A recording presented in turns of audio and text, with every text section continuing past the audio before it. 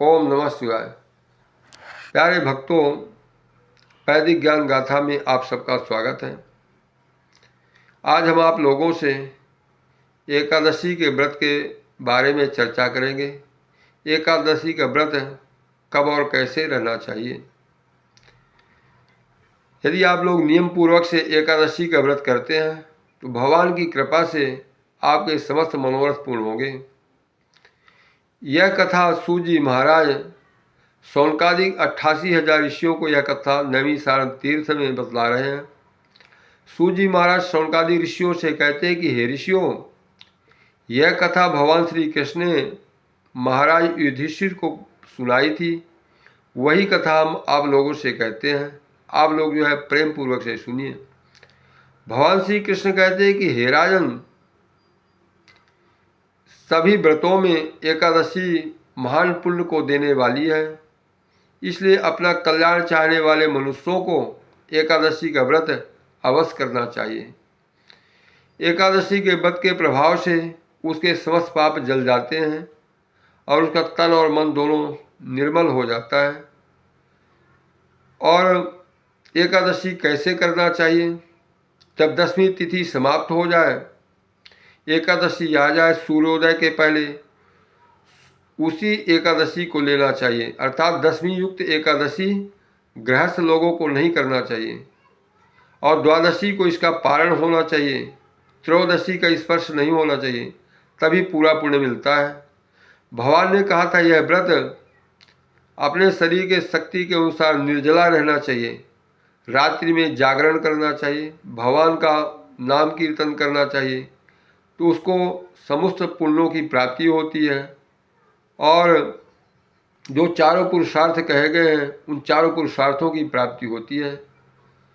इसलिए अपने कल्याण चाहने वाले को अपने शरीर के शक्ति के अनुसार एकादशी के व्रत अवश्य रखना चाहिए।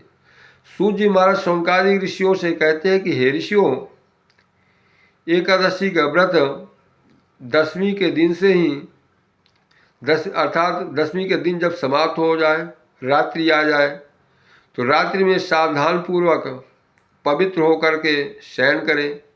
एकादशी के दिन प्रातःकाल ही उठ करके गंगादि तीर्थों का ध्यान करें, फिर स्नान करें।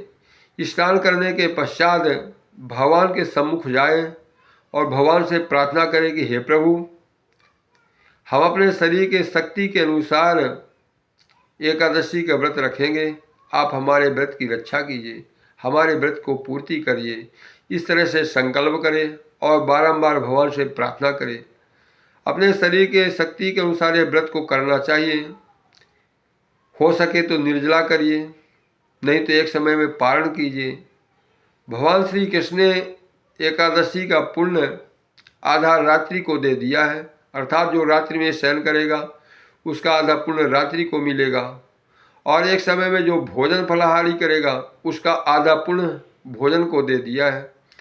अतः किसी तरह से हो, आप लोगों को एकादशी व्रत अवश्य करना चाहिए। सभी व्रतों का राजा है, इसलिए अपना कल्याण चाहने वाले को एकादशी का व्रत अवश्य करना चाहिए। सूत जी महाराज शौनकादिक ऋषियों से कहते हैं कि हे ऋषियों, एकादशी का बहुत ही प्रभाव है। इसके एक वर्ष में 24 एकादशियाँ होती हैं। सभी एकादशियों के अलग अलग नाम होते हैं और अलग अलग गुण होते हैं। अर्थात नाम के आधार में इनके गुण भी अलग अलग हैं।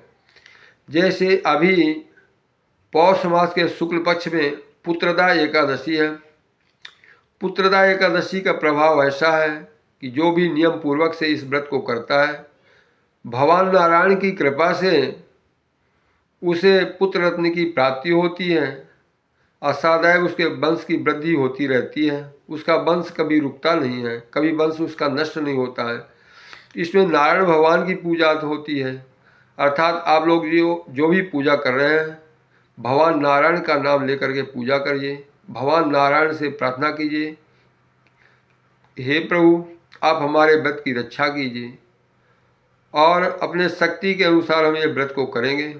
दूसरे दिन पारण के समय में भी भगवान नारायण का ध्यान करिए और स्नान इत्यादि करके द्वादशी के दिन जो भी भोजन बनाए हो भगवान को भोग लगाइए, प्रसाद रूप में लेकर के उसका पारण कीजिए। इस तरह से व्रत करेंगे तो भगवान की कृपा से आपके सभी मनोरथ पूर्ण होंगे और आपको चारों पुरुषार्थ प्राप्त होंगे। धर्म, अर्थ, काम और मोक्ष की प्राप्ति होगी। आपका मन और वाणी और तन सभी निर्मल हो जाएंगे। जो भी आपके जन्म जन्मांतर के पाप हैं वो जल के नष्ट हो जाएंगे। इसलिए अपना कल्याण चाहने वालों को एकादशी का व्रत अवश्य रखना चाहिए। जैसे आपकी शरीर की शक्ति हो, शक्ति के अनुसार में व्रत करिए। भगवान की कृपा से आपके सभी मनोरथ पूर्ण होंगे। ओम नमः शिवाय। सर्वे भवन्तु सुखिनः, सर्वे सन्तु निरामयाः, सर्वे भद्राणि पश्यन्तु, माँ कश्चित् दुर्भाग् भवेत्। भगवान की कृपा से आप सभी के मनोरथ पूर्ण हो, इसलिए अपने शक्ति के अनुसार इस व्रत को अवश्य करिए। ओम नमः शिवाय।